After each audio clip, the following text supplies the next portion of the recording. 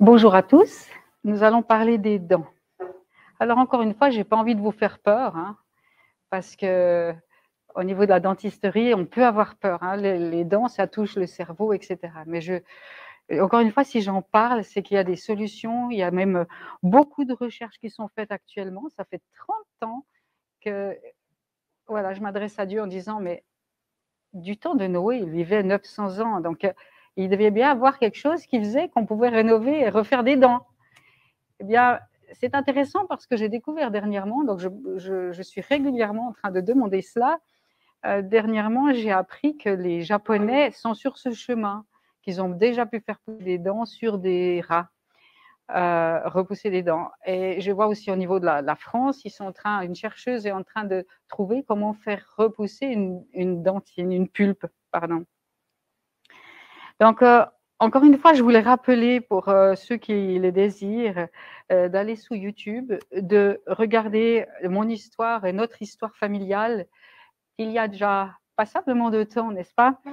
Une partie de cette histoire, je vous en raconterai une autre demain.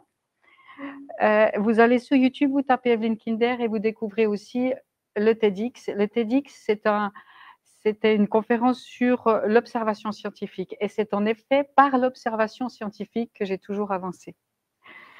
Alors, qui suis-je pour parler de la dentisterie? Moi, je suis juste quelqu'un qui s'y est intéressé. Pourquoi? Au travers d'un vécu, hein, de difficultés. Est-ce que les dons ont une relation avec le cerveau, avec l'organisme, avec le psychisme, avec les émotions et les spirituels? Alors, nous allons le voir pourquoi il y a un lien. Donc, j'ai été déposée sauvagement et à sec, c'est-à-dire à 2-3 microgrammes de mercure, de méthylmercure dans l'eau, et j'ai respiré ces vapeurs et à 25 ppb, 25 microgrammes, on ferme un local en milieu industriel. Donc, une jeune fille a été déposée avec le même nombre d'amalgames que moi et elle n'a pas eu de coma. Moi, j'ai fait directement des comas sur le siège du dentiste pendant 48 heures, pendant 1 an et demi. Donc, la réaction était vive chez moi, et tant mieux, parce que cette jeune fille, on lui a enlevé très rapidement, très mal enlevé, et très rapidement, elle s'est retrouvée dans un coma. Et je ne sais même pas si elle vit encore aujourd'hui.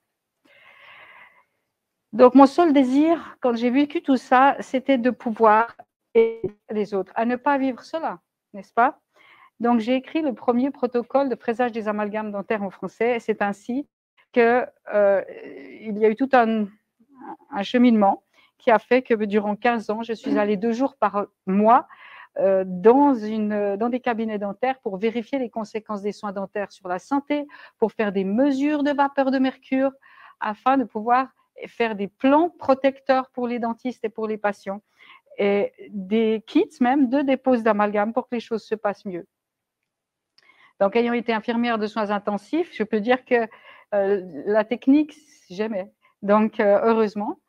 Donc, il y a aussi une chose que j'ai découvert en dentisterie, c'est qu'à ce moment-là, les produits dentaires ne faisaient pas partie du ministère de la Santé, mais de la construction. Donc, ça veut dire qu'on pouvait créer des produits dentaires et les vendre sans problème. Et j'en ai créé un. Un jour, je me suis retrouvée, je marchais de nouveau mieux, et il y a un produit qui s'appelle Etchants. C'est un acide phosphorique que l'on met sur les dents de tout le monde lorsqu'on a fraisé la dent, et on remet un produit par-dessus, mais pour que ça colle, il faut rendre la dent rugueuse. Donc, on met cet acide phosphorique. Donc, il y a des risques de dépression, on le sait, avec l'acide phosphorique. Et lorsqu'il y a des couleurs différentes, et là, j'étais avec le bleu ou le vert, et j'avais dit au dentiste, pour moi, ça ne passe pas du tout le bleu. J'ai testé et ça ne passe pas. Et il me dit, toi, tu as un cas, toi, tu as un cas. Et je lui ai envoyé beaucoup de patients et à qui on a posé les produits dentaires et l'acide phosphorique vert. Et lorsque 2 semaines avant que j'aille chez lui, je lui dis, écoute, commande bien la seringue verte pour moi, parce que là, tu as dû la vider. Oui, pas de souci. Et j'ai vu la bleue arriver dans ma bouche, et pendant 2 heures, je n'ai absolument plus rien senti de mes jambes, ni sensibilité, ni motricité. Et il paniquait passablement. Et donc, toujours, je me disais, tout est utile aux autres. Au fait, depuis l'âge de 5 ans, je sais que tout sera utile aux autres. Donc, j'ai dit, ça doit être utile. Et voilà, en rentrant après, à la maison, péniblement, j'ai mis 2 mois à de nouveau récupérer tout de mon potentiel. Eh bien, dans ma casserole est sorti un Etchen citrique naturel. Donc, avec 4 idées différentes d'un ami droguiste, tout à coup, c'est sorti. Et il a absolument la même fonction que l'Etchen phosphorique. Donc, j'ai dû même calculer le temps où ça prenait, parce que si ça prenait plus longtemps qu'un Etchen phosphorique, eh bien, j'étais sûre que personne ne voudrait le prendre, parce que chaque seconde compte en dentisterie. Voilà, donc c'est ainsi que tout a été guidé. Voilà. Donc maintenant, il existe, je mets dans les kits de dépose l'Etchen citrique et je n'ai eu aucun contrôle. Je peux le faire parce que ça ne fait pas partie de la santé. Là, ça va changer un petit peu, donc il faudra que je vois comment on peut faire. Alors voilà, nous allons introduire, ok, toutes les parties sont là. Je vais continuer. Alors, comme je vous l'avais déjà dit, j'ai lu tous les livres, j'avais lu tous les livres en diagonale en anglais et en allemand, et il n'y avait rien vraiment en français à ce moment-là. Et le défi était de partir en Bretagne, parce que quand vous faites l'école à la maison à vos enfants et qu'en plus vous devez travailler à côté, c'était loin d'être évident. Donc il y a une expérience assez jolie, c'est que pendant un mois avant que je parte, comme par hasard, je trouvais quelqu'un pour garder mes enfants. Donc je préparais l'école, je préparais les repas, tout était prêt quand la personne venait juste surveiller nos enfants. Et après, c'était 3 semaines, 2 semaines, 1 semaine, et c'est allé. La dernière fois que j'ai dû avoir de l'aide à la maison, eh bien, c'était le soir avant. Et j'avais prié, j'ai dit, bah, mon Dieu, tu vois, j'ai personne pour garder mes enfants, c'est toi qui m'as envoyé là-bas, dis-moi si je dois arrêter, si je dois continuer.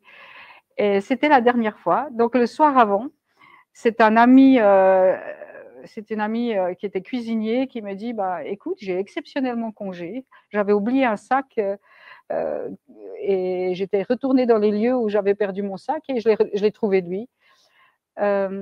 Et chaque trajet était une aventure. Chaque trajet, je disais, je prenais toujours des livres avec moi. J'avais envie de distribuer dans le train, pas perdre de temps, au fait, de livres, de Bibles, etc. Et je disais, mais quel livre et quelle Bible je dois prendre? Et la dernière fois que je suis allée, c'était en allemand. Je dis, en France, en allemand.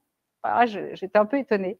Mais en effet, chaque fois, tous les livres étaient distribués et je me suis retrouvée à côté de personnes qui étaient en voie de suicide, je me suis retrouvée avec des personnes qui étaient dépressives, etc. La personne en voie de suicide, eh ben, elle est retournée d'où elle venait. J'ai eu des alertes à la bombe, j'ai eu des trajets, mais vraiment très, très intéressants pour un livre d'aventure. Il y a eu des vols aussi dans le train, etc. Je me suis aussi trouvée au sud de la France. J'étais tellement fatiguée que je me suis retrouvée au sud de la France et j'entendais terminus, madame. Je me suis réveillée. Je dis, mais qu'est-ce que c'est cet accent ici? À Lyon, je devais être à Lyon et j'entends un accent du sud. Donc, j'ai passé une nuit à la gare et je voulais rentrer pour le lendemain retrouver mes filles. Alors, c'est ce docteur Larose, qui est le président du Conseil de l'Ordre des chirurgiens dentistes du Canada. Je lui avais envoyé ce protocole et lui ai dit, tu peux le corriger, s'il te plaît, tu as sûrement de l'avance dans ce domaine. Et il m'écrit, écoute, c'est vous qui avez de l'avance, c'est toi qui as de l'avance, je n'ai rien à redire, ils ont beaucoup de chance d'avoir ce dossier en Suisse. J'étais vraiment, vraiment étonnée, mais c'est un très bonne, une personne très sympathique. Alors, quels sont les liens entre les dents et le corps? Il y a beaucoup, beaucoup de liens. C'est comme un enchevêtrement. Quand les étudiants en médecine apprennent à connaître l'embryologie, on voit qu'au niveau embryologique, une dent se forme avec un organe. Donc, je n'ai pas besoin de chercher beaucoup plus loin pour savoir qu'il y a bien un lien entre les dents et le corps. Seulement, plus tard, on oublie ce lien. On n'en parle plus. On est comme des pièces détachées, on dirait. Mais maintenant, scientifiquement, on commence à en reparler. Mais voilà, comparer après, il a bien fallu 15 ans pour comparer les liens entre ce qui a été fait à telle date chez un patient et des effets secondaires dans les 2 ans qui viennent. Ça peut être. Hein. Voilà. Il existe maintenant des tables même au niveau embryologique. C'est aussi pour moi complexe, bien plus complexe. Il y a des tableaux qui existent, des dentistes se sont appliqués à essayer de faire des liens. Il y a des tableaux, même des grands tableaux qui existent. Ça fait ça, cette dent-là, il y a l'hypertension qui peut venir, etc. Mais c'est bien plus complexe que cela. Ça me fait penser à l'histoire des cellules d'une mère qui vont directement, qui se lient et qui fusionnent avec les cellules d'un bébé. Lorsqu'un bébé est in utero, il y a un échange de cellules et la maman reçoit les empreintes du bébé dans son organisme. Donc, des années plus tard, c'est des empreintes permanentes. Des années plus tard, si on prend les cellules d'une maman, eh bien, on retrouve les cellules de son bébé dans les tissus de la mère, hein, cerveau, partout. Même des années plus tard. Et ça reste des décennies. Et durant la grossesse, donc, lorsque un enfant, par exemple, perçoit, enfin, il ne perçoit pas, c'est naturel, mais la maman aurait, par exemple, un problème cardiaque, le bébé va créer des nouvelles cellules pour la maman pour soigner son cœur. Donc, c'est vraiment intéressant de voir cette complexité-là. Et pour moi, les dents, c'est exactement la même chose. C'est très, très, très, très lié à toutes sortes de choses qu'on ne sait pas encore.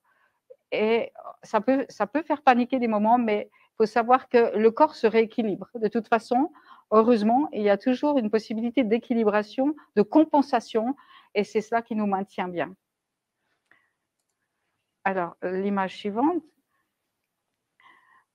Non. On parle de la dentisterie holistique. Une dentisterie holistique, ce n'est pas une dentisterie forcément ésotérique, c'est une dentisterie globale, c'est-à-dire on va faire le lien entre les dents et le corps. Si des dents, par exemple, hier vous m'avez cité le problème de la paradontose, là, eh bien, s'il y a une paradontose, c'est qu'il y a une cause. Et la cause, elle est soignable. On peut essayer de faire quelque chose pour que la personne ne perde pas toutes ses dents, justement. Il y a un lien entre les dents, les gencives et le corps, et même le psychisme. Alors, lorsque l'on voit le système vasculaire au niveau de la mâchoire, si vous regardez bien, la mâchoire a plein de vaisseaux qui vont au cerveau et au niveau cardiaque. Donc, c'est important de le savoir, cela. Si on regarde au niveau cardiaque, donc j'ai une expérience après à vous raconter à quel point l'influence des dents travaille sur le cœur. Si l'on voit les nerfs qui partent des dents, on voit bien aussi qu'il y a un lien entre le cerveau et la mâchoire. Alors, ne paniquons pas, hein, il y a toujours des... Et c'est pour ça que les soins dentaires sont très, très délicats parce qu'il faut anesthésier très souvent parce qu'il y a beaucoup de douleurs, facilement des douleurs. Donc, on comprend aujourd'hui bien les liens entre les dents et le cerveau surtout, n'est-ce pas? Et vous avez vu que tout cela atteint le lobe frontal de nouveau. On retombe sur le lobe frontal. Et le lobe frontal, qu'est-ce qu'il fait? Il permet le mouvement, l'aire motrice, il commande les muscles, il commande les yeux, le langage, les intentions conscientes et les intentions et les consciences aussi. Quand il y a lésion, on sait qu'il y a désorganisation, on a déjà vu cela, on est distrait, on a des troubles de l'attention, on a des prises de décision difficiles, perte de la créativité, du raisonnement par analogie, comportements sociaux difficiles, estimation de la valeur des choses aussi difficile. Alors, il y a une série d'études sur l'impact des vies spirituelles intenses sur le cerveau. Et lorsqu'on sait que le cerveau s'épaissit dans le cortex justement préfrontal, lorsqu'il y a une vie spirituelle intense. Et lorsqu'il y a une dépression chronique, il y a un maigrissement cortical dans la même région frontale. Donc, il faut savoir, de nouveau, que les dents ayant cette influence sur le spirituel, la vie spirituelle, eh bien, on comprend l'importance de soins dentaires logiques et cohérents. Alors, là, vous voyez 3 dents. Celle de gauche est totalement saine. Celle du milieu, vous voyez qu'il commence à y avoir un petit peu de carie. D'accord? Et celle de droite, la carie a déjà entamé tous les mailles. Donc, celle du milieu, on voit les mailles qui diminuent. Et lorsqu'il y a carie qui touche la pulpe à l'intérieur, hein, qui touche la pulpe, eh bien, il y avait normalement une image que je n'ai pas pu vous montrer, une image sur une dent. Comment écrire une dent? Donc, il y a 3 couches. Il y a d'abord l'émail, je l'avais normalement sur le… Voilà. L'émail, ensuite la dentine et ensuite la pulpe. Une pulpe a tous les nerfs, les vaisseaux, donc, artères et veines. Ah ben voilà, vous la voyez. Voilà. Et lorsque la carie atteint la pulpe, et là on est de nouveau sur les 3 dents, lorsque la carie atteint la pulpe, c'est là que l'on entre dans l'infection dentaire. Et on ne pense pas qu'une infection dentaire peut créer beaucoup de problèmes. On peut se dire, voilà, je compense, etc. Le problème de l'infection dentaire, je l'ai découvert lorsque j'étais élève infirmière en cardiologie.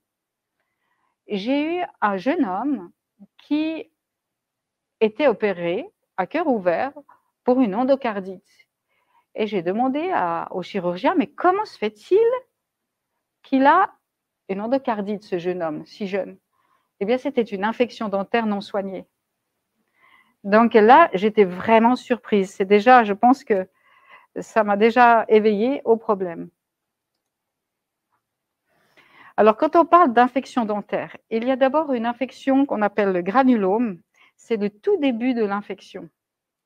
Donc là, on va voir un petit peu tous les effets secondaires liés à un problème pathologique, on appelle ça d'une dent. Lorsque c'est une sorte de diffusion, le granulome, c'est le début de l'infection. Ensuite, il y a le kyste. Quand il y a un kyste, c'est qu'il y a une infection avancée. Et le problème qu'il y a, par exemple, lorsque l'on prend une radiographie chez un patient avec un problème dentaire, il n'a pas forcément mal. Parce qu'il y a les infections qu'on dit chaudes, et on verra ça, et les infections froides. Donc, le problème semble inaperçu. Le patient, évidemment, la dentisterie coûte cher, donc il va dire non, non, laissez cette dent, tant pis, je n'ai pas mal. Hein, on réagit souvent qu'à la douleur et non pas au problème lui-même. Donc, il va dire je ne peux pas qu'on touche à ma dent parce que ça va me coûter cher. On doit enlever une couronne, peut-être. On doit. Vous voyez, il y a beaucoup de soins à faire, donc il n'a pas envie. Et on ne comprend pas le lien avec la santé. Alors, quand il y a une infection aiguë, qu'est-ce qui se passe? Il y a là. Quelqu'un sait, là, quand il y a une infection, comment ça se manifeste? Vous avez déjà eu une infection? Qui a déjà eu une infection dentaire? Qui a déjà eu une infection dentaire? Levez la main. Ok. Ok. Personne, les autres n'ont pas d'infection dentaire.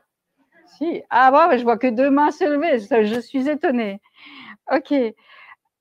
C'est juste pour vous aider à ne pas dormir. Je vois que ça fatigue là.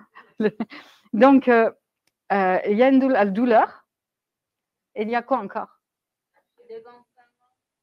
Oui. Les maux de tête, voilà, exactement. Douleur, chaleur, rougeur, inflammation. Hein. Et il peut y avoir, quand on laisse trop longtemps, une cellulite du visage, la fièvre. Et il peut y avoir des fièvres même à distance. Hein. Il peut y avoir des infections rénales à répétition, par exemple. Une chose toute simple. Lorsque l'infection est froide, il n'y a pas forcément de douleur. Il y a par exemple, justement, comme je vous l'ai dit, des douleurs chroniques, des fièvres chroniques. Pourquoi j'ai de la fièvre chronique? On va chez le médecin. Le médecin, il va peut-être dire, bon, ben, je vous mets sous antibiotiques, ça ira mieux. Puis ça recommence, on ne comprend pas. On comprend pas. Il y a surtout des problèmes ORL, hein, des problèmes d'otite, des problèmes de maux de gorge, et même des problèmes. il y a un épuisement, un manque de motivation. Alors, il ne faut pas venir me dire qu'il n'y a pas de lien. Hein. Il peut y avoir de l'agitation, il peut y avoir de la dépression, il peut y avoir de l'agressivité, des troubles du rythme cardiaque, ça peut aller jusqu'à l'abcès cérébral. Et l'abcès cérébral est un diagnostic où il faut absolument intervenir parce que ça peut faire, ça touche le pronostic vital. Il y a donc la maladie parodontale. Qu'est-ce que la maladie parodontale? C'est ce que finalement votre mari avait dit.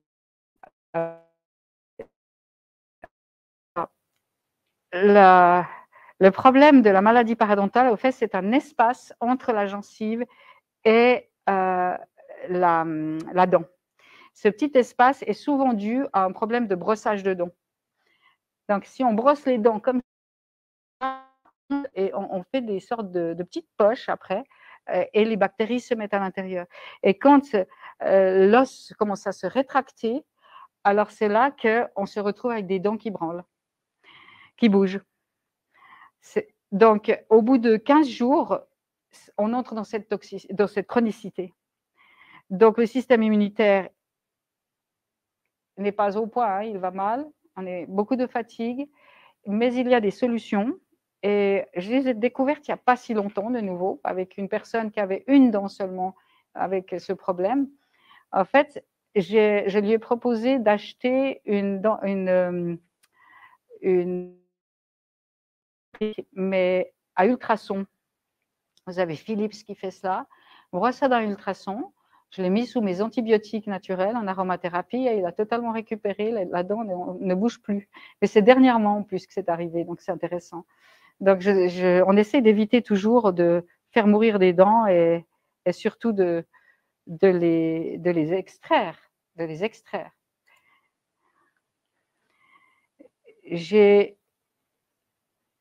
Voilà, vous allez regarder maintenant comment est-ce qu'on fait un traitement de racine. Il faut un traitement de racine. On va y aller doucement. Donc, on va perforer la dent. Ensuite, on va aller jusqu'à la carie. On va l'intérieur, c'est normalement un petit film, mais voilà.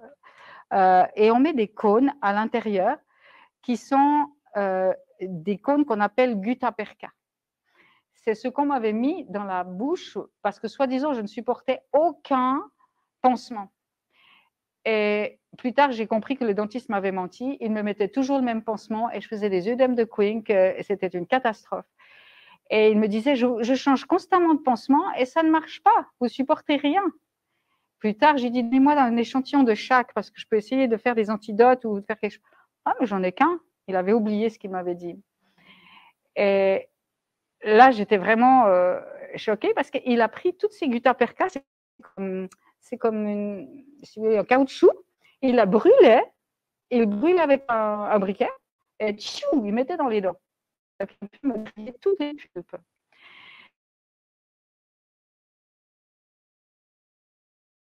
Dieu, il connaît bien les formules chimiques. J'étais gravement intoxiquée au mercure. Et dans ces guttas, un jour, ils m'en ont mis 4 parce que je me disais, mais si j'ai de telles réactions à un pansement, le définitif, je vais y passer. Et un jour, ils m'en met 4 et je vomis diarrhée toute la nuit. Et le lendemain, je remarchais mieux. Je me dis, c'est bizarre quand même, c'est étrange. Et un ami indien qui travaille au WWF, donc pour la protection des animaux, me dit, j'ai un livre de l'EPCS, donc de l'OMS. Et je vois que le barium, parce que j'ai téléphoné évidemment au dentiste le lendemain, je me souvenant que ceux qui ont eu des transits barités ou des lavements barités vomissaient beaucoup, je les ai appelés, et je l'ai appelé, je lui ai dit, mais est-ce qu'il y a du barium dans votre bois là? Il me dit, oui, oui, je crois. Et en effet, j'ai pris la liste de tout le contenu de ces gutta-perca, et il y avait du mercure, du cuivre, etc., et beaucoup de barium, parce qu'on doit voir les racines à la radiographie. Le barium transforme le mercure organique, donc le mercure que nos cellules considèrent comme non étranger, en mercure, en produit inorganique. transforme le mercure inorganique, c'est-à-dire le corps le reconnaît comme un corps étranger. Et c'est pour ça que j'ai éliminé, que j'ai pu remarcher. Et je trouve ça merveilleux. Maintenant, le problème, avec les gutta-perca et avec tout ce matériel qu'on met en bouche, c'est la composition. Le rouge, par exemple, il y a rouge est bourré de colorants. Si on doit choisir pour un traitement de racine, vraiment, il faudrait mettre du blanc. Il existe des gutta-perca blanches. Voilà. Et c'est des petits détails. Hein.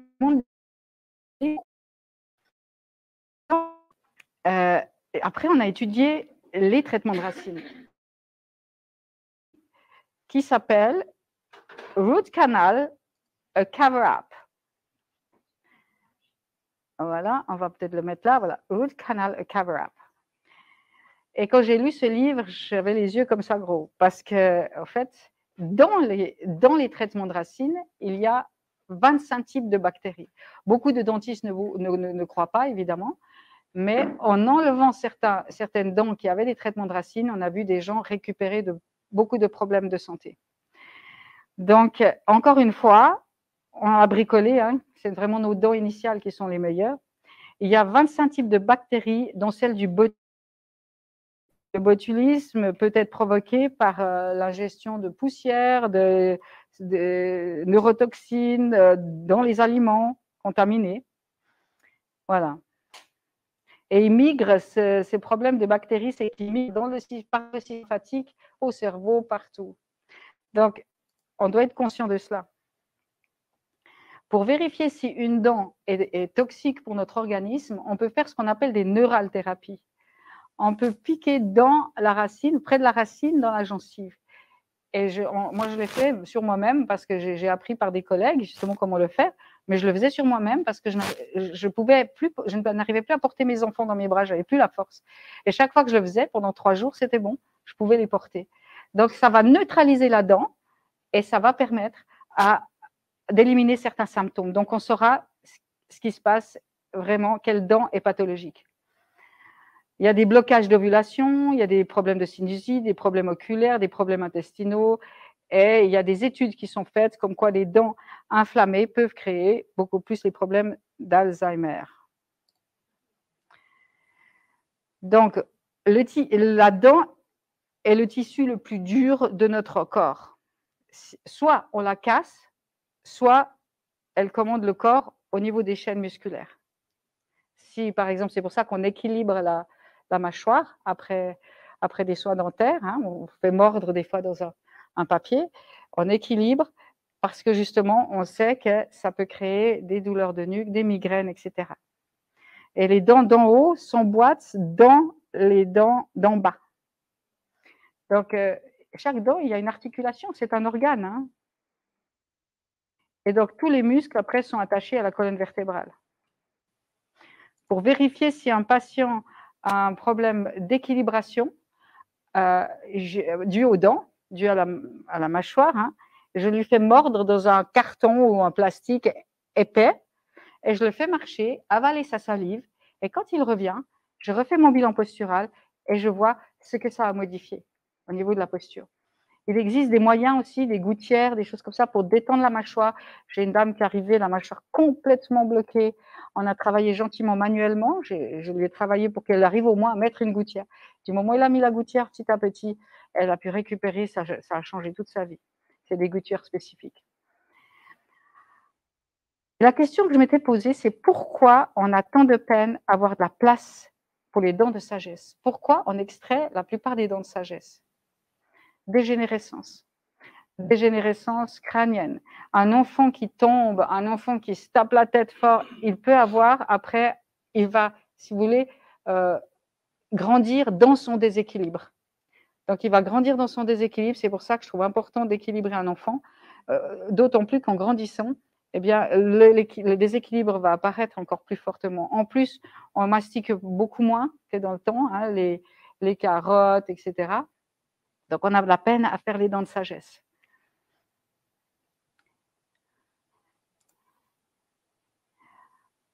Alors, là aussi, j'ai commencé à me questionner sur les appareils dentaires métalliques. Si je dois faire l'orthodontie à un enfant, je commencerai mais dès l'âge de 3-4 ans.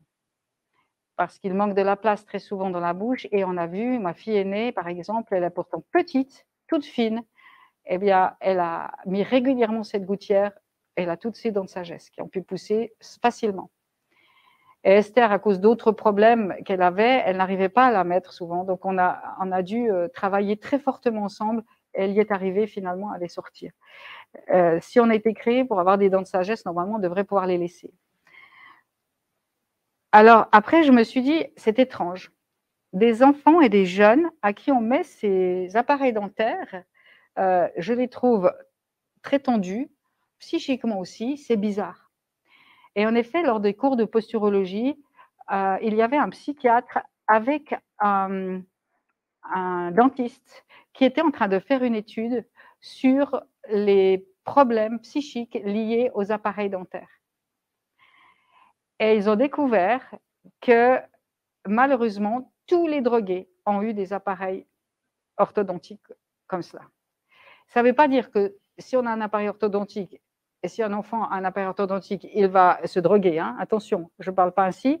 Ce que je veux dire, c'est qu'ils avaient découvert ça et qu'aujourd'hui, plus que jamais, j'y crois. Parce qu'il y a eu beaucoup de parents qui revenaient avec leurs enfants en disant « mais depuis qu'il a l'appareil orthodontique, il est impossible ». Il ne faut pas oublier qu'il y a du nickel dedans. Et le nickel crée des problèmes de poumons, par exemple. Donc, ça affaiblit le système immunitaire. Il y a d'autres moyens. Il y a vraiment d'autres moyens. On peut y arriver autrement.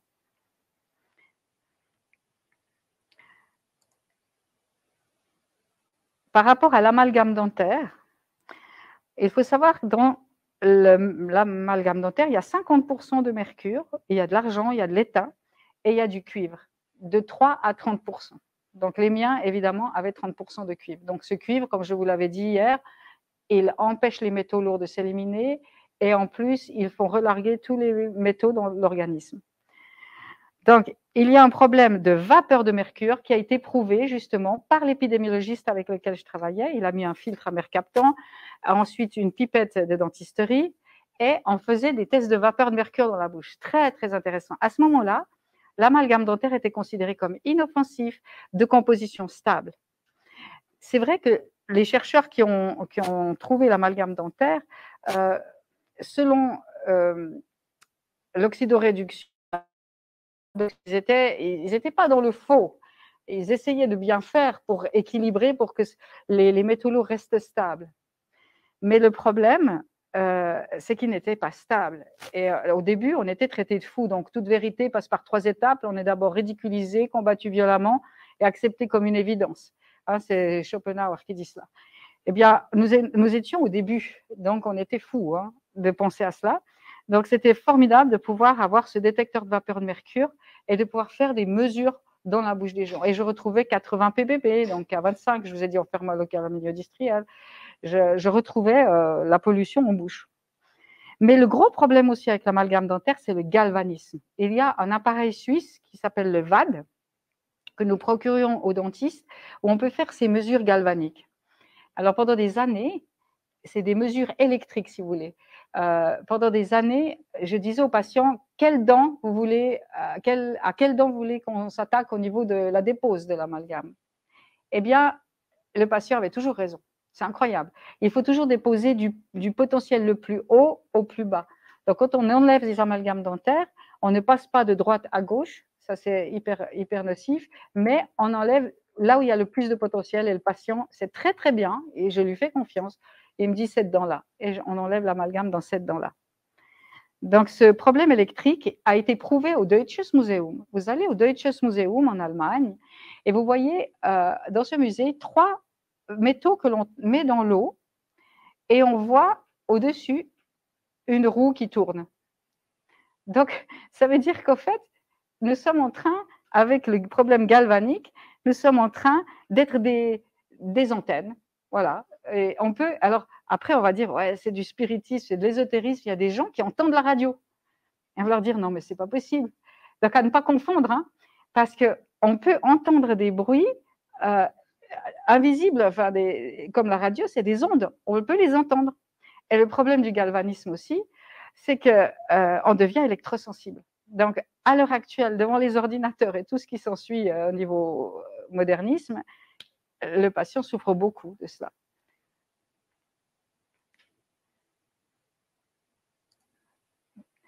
Et il faut savoir aussi que le galvanisme fait augmenter aussi la relargation des vapeurs de mercure qui s'appelle méthylmercure.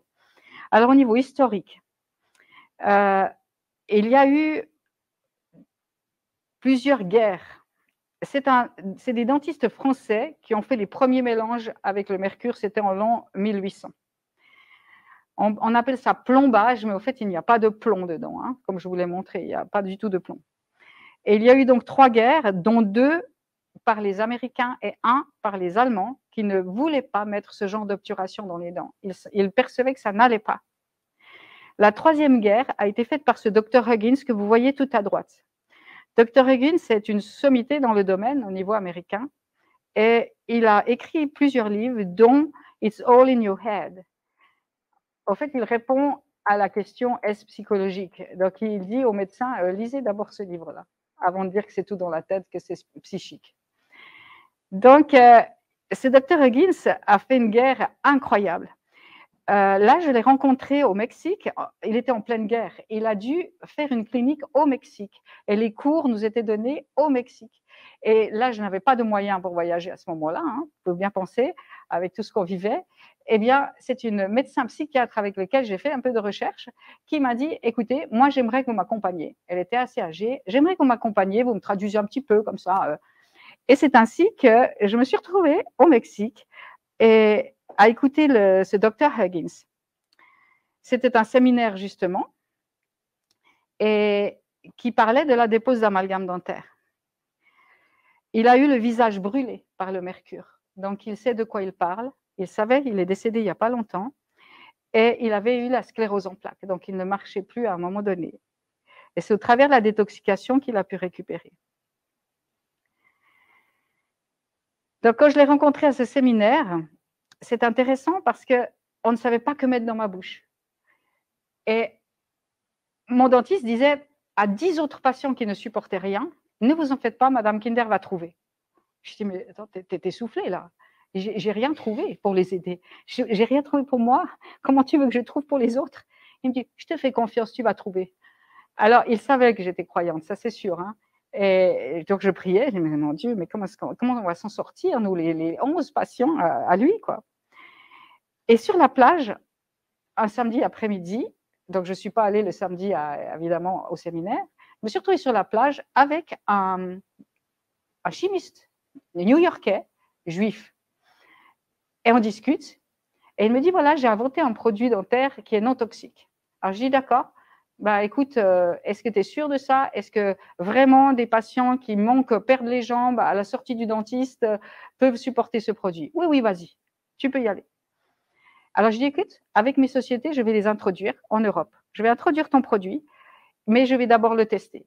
Et c'est sur moi que je vais le tester. Et c'était le seul produit que tout le monde supporte. Donc, je faisais la recherche à 2-3 heures de route. Voilà. Donc, de nouveau, dans ce protocole, on voit que vous pourrez le lire si un jour vous l'avez, ou le dossier information patient, le mercure est très toxique. Il gêne le processus métabolique.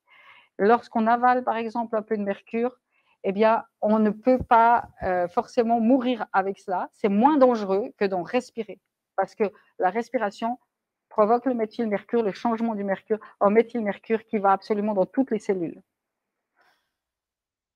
Je ne vais pas vous expliquer tout comment ça se passe, ce sera trop long. Voilà. Voilà le détecteur de vapeur de mercure qui s'appelle Jérôme. Donc, c'est un détecteur officiel en Amérique. Et on a pu ainsi prouver scientifiquement que les amalgames n'étaient pas stables. Donc aujourd'hui, on tire un peu la chasse d'eau. Hein. On dit, voilà, on ne va plus mettre d'amalgame dentaire. Voilà, on tire la chasse d'eau, mais les victimes, on les oublie. Il y a des annales françaises d'anesthésie qui expliquent très très bien pourquoi ce mercure est dangereux. Et il attaque aussi les poumons. Donc, j'ai vu ça à l'hôpital à Zurich. Lavez vos dents pour mieux respirer. Il y a beaucoup de dentistes et d'assistantes qui sont malades aussi. Il y a des études qui sont sorties. J'ai rencontré 2 dentistes, un couple de dentistes qui me disaient, mais Madame Kinder, et donnez-nous une solution. On s'entend bien, mais là, on fait que de se disputer. Je dis, où est-ce que vous habitez? Au-dessus du cabinet. Je dis, déménager. Comment on doit décontaminer? Ben, de l'eau. C'est l'eau qui décontamine. Et ils disent, on ne comprenait pas, on ne s'entendait pas. Donc, vous savez qu'il y a certaines, la toxicité en plus, donc, pour provoquer des problèmes de mésentente entre les gens. Il faut le savoir, même les ondes. Hein. OK. Pour enlever les amalgames, dans le temps, on mettait une digue. C'est une sorte de, on peut en mettre encore, hein, de champ vert. Le mieux encore, c'est d'utiliser, j'utilise un protocole au charbon et j'ai fait des tests que ça me neutralise, mais avec des canules qui s'appellent Clean Up. C'est des canules qui sont comme une petite digue et qui entourent la dent. Et lorsque l'on fraise, il y a un petit peu d'eau, un petit bassinet d'eau. Ainsi, le mercure est neutralisé. Je fais un protocole au charbon dans la bouche, évidemment, avant de fraiser, parce que j'ai retrouvé du mercure, avec l'épidémiologiste, on a retrouvé du mercure sous la digue. Donc, on n'a pas entière confiance, il faudrait pouvoir mettre la digue plus les canules. Ça, certains dentistes ont pris cette peine. Là, comme vous voyez, à votre gauche, c'est le patient, elle a un masque, la patiente, elle a un masque sur les yeux et le nez, parce que j'ai eu des yeux brûlés lors de la dépose. Hein. C'est très corrosif, ça brûle. Et moi, j'étais à droite, alors évidemment, je suis complètement allergique au mercure après tout ce qui s'est passé, donc je détecte mieux que le Jérôme que vous avez vu. Si je rentre dans un cabinet, je sais tout de suite, il y a du mercure. Voilà. Donc, il y a un protocole, il y a des kits de dépose, parce que je me suis rendu compte qu'on n'arrivait pas à former beaucoup de dentistes. Hein. Et quand le professeur Wechter avec le docteur Mellet ont fait une conférence sur TF1, eh bien, c'est là qu'il fallait vite mettre en route de quoi protéger les patients. Donc, on a des kits de dépose avec la combinaison, protéger les vêtements, parce que vous savez qu'il suffit qu'on mette les vêtements après le dentiste sur un siège, quelqu'un vient sensible, il est malade. Et c'est une dernière expérience que je voulais vous raconter par rapport à deux patientes. Et c'est très intéressant parce que c'est deux patientes qui avaient été abusées par leur père. Elles avaient 43 ans et 45 ans. Elles avaient été abusées par leur père. Et tout le monde mettait sur le psychisme. Donc, personne ne voulait les soigner parce que c'était tout psychologique, tout ce qui leur arrivait. Elles sont arrivées en désespoir chez moi. Et c'est vrai que c'était intéressant. Partout où moi, je m'évanouissais, elles hurlaient. Alors, c'était assez épique. Dès que je touchais quelque chose qui convenait, en fait, elles se mettaient à crier, à pleurer. Je dis, OK, j'acceptais tout cela. Et puis un jour, on a et une, elle avait tout enlevé, mais elle me dit, il y a cette dent-là, ça ne va pas, cette dent-là, je sens, ça me rend malade, ça me rend malade. Et à ce moment-là, il n'y a pas beaucoup de dentistes qui voulaient des patients difficiles, n'est-ce pas? On n'était pas très acceptés là. Et je reçois un téléphone d'un dentiste du sud de la France qui me dit, Evelyne, je veux travailler avec toi. J'aimerais travailler avec toi. Il faut que tu m'envoies tes filtres, tous les filtres, les canules. Je vais suivre tes protocoles. J'ai dit, écoute, est-ce que tu es sûr? Parce que, tu sais, mes patients, c'est pas si facile que ça. Mais ne t'en fais pas, je suis gentille avec mes patients, tout va bien. J'ai dit, ça suffira pas que tu sois gentil, je peux te le dire. Evelyne, ne discute pas, envoie-moi tout ça, je vais travailler avec toi. Et il voulait faire du business, évidemment. Et je me suis dit, profitons. J'amène ces deux patients, donc je fais le trajet avec elles en voiture. Et tout le trajet, c'était infernal. Elles étaient très électrosensibles, donc elles ne supportaient pas la voiture, donc elles pleuraient, elles criaient, etc. Et à un moment donné, j'ai demandé au conducteur qui s'était arrêté, est-ce que vous permettez que je sorte pour aller marcher, quoi. Donc, en cours de route, ça faisait quand même 5 heures de trajet qu'on avait fait. J'allais courir au bord de la route quand il y avait un traffic jam, là, un bouchon, donc pour me défouler. Et on arrive chez le dentiste et je prends la patiente que je sentais la plus vulnérable et qu'il fallait vite travailler. Donc, il met son cialytique au-dessus d'elle, puis elle commence à « Ah, ça va pas. » J'ai dit « Ok. » Il me prend un pas, il me dit « Mais c'est pas possible, elle est folle, cette femme. » Puis j'ai dit « Non, elle n'est pas folle. Enlève le cialytique, tu verras. » Il éteint son cialytique. « Ah oui, ça va mieux. » Puis elle ne comprenait même pas ce qui lui arrivait. On revint dans la salle annexe et il me fait « Je te promets, je n'y crois pas. C'est pas possible. Evelyne, je n'y crois pas. » Puis j'ai dit, réessaye, remets le cialytique. On a fait 3 fois cela. Et là, 3 fois, la patiente a pleuré, etc. Et quand il m'a dit, je travaille avec quoi alors? Je lui ai dit, bah, ma lampe de poche. J'avais pris une lampe de poche. Mais comment une lampe de poche? Un dentiste qui travaille avec une lampe de poche. Mais Evelyne, où vas-tu comme ça? Je dis, t'as pas le choix. Ou sinon, tu acceptes qu'elle hurle. Alors, ok, on a travaillé à la lampe de poche. Et du moment où il a enlevé, elle avait une résine hein, en composite, et elle pleurait encore, elle n'était pas bien. Il y avait un petit point noir d'amalgame. Il enlève l'amalgame dentaire, le petit bout, hein, de tête d'une épingle. Elle respire, elle dit, ah, je me sens mieux. J'étais là, je n'y croyais pas. Donc, vous voyez la délicatesse. Quelques temps plus tard, il m'appelle, parce qu'après, il a continué la dépose sans moi, évidemment, là. Il m'appelle, il me laisse un message, mais j'étais à rire, quoi. Evelyne, je ne travaille plus avec toi. Je t'envoie tous les filtres. Débrouille-toi. Mais moi, des patients comme ça, je n'en peux plus tout seul. Je n'en peux plus. Et puis en plus, la mère, et puis commence à me citer les deux patientes, elles sont en train de cracher du charbon devant le restaurant. Mais Evelyne, et puis il y a l'autre mère qui va arriver et qui est célèbre dans mon village. Alors que fais-tu? Alors je te rends tout, je te rends tout. Et vous voyez, c'était le combat pour chaque patient. On a eu ce combat.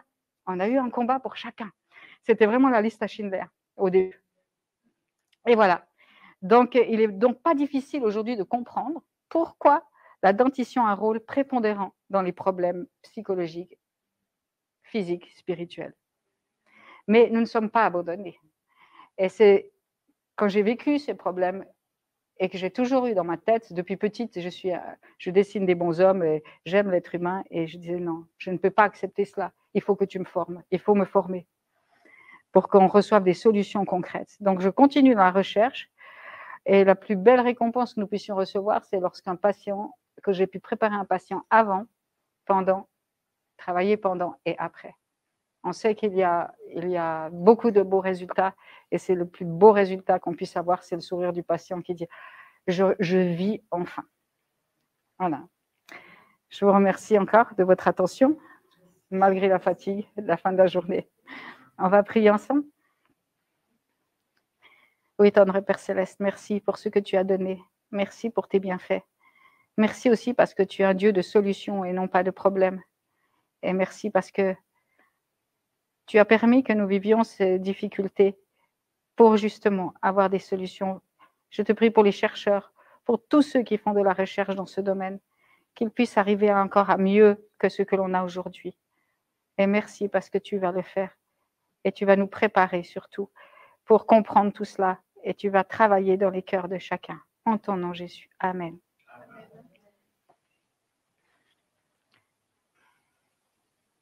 Est-ce qu'il y a encore des questions?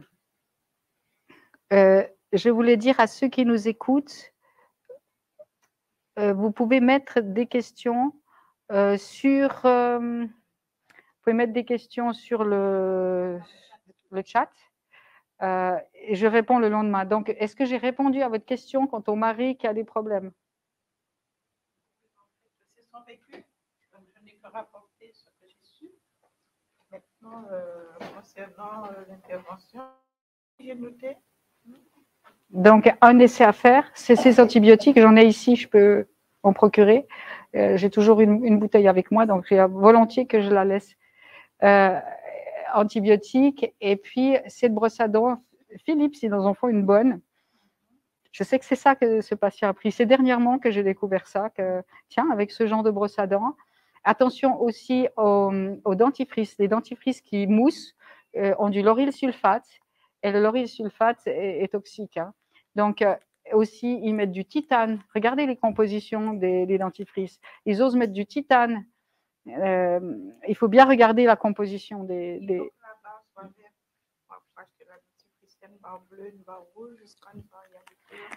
Moi, alors, attention aussi, oui.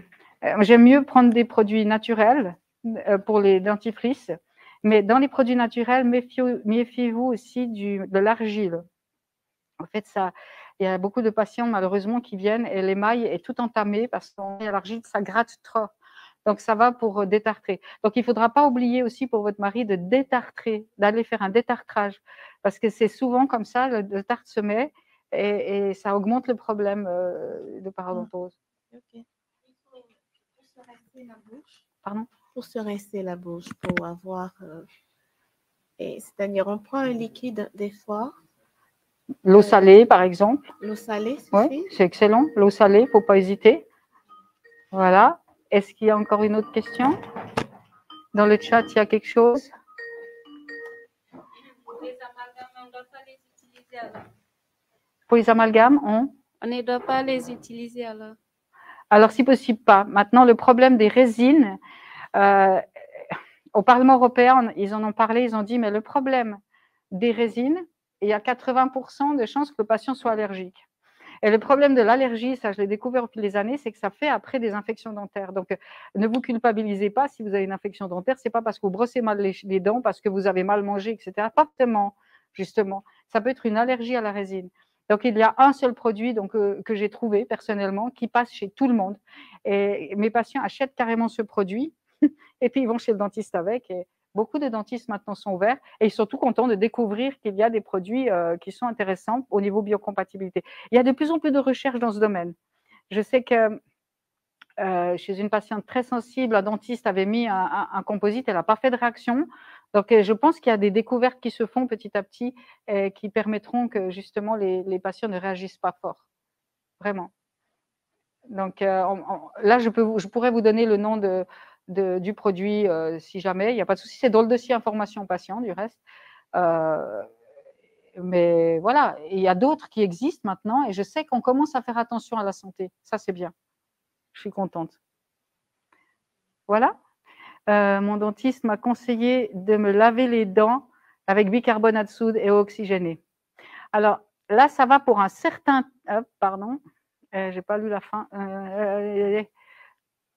Alors, le bicarbonate peut être bien quand il y a des problèmes infectieux, mais à long terme, ça va faire le même effet d'usure. Il faut faire très attention à cela.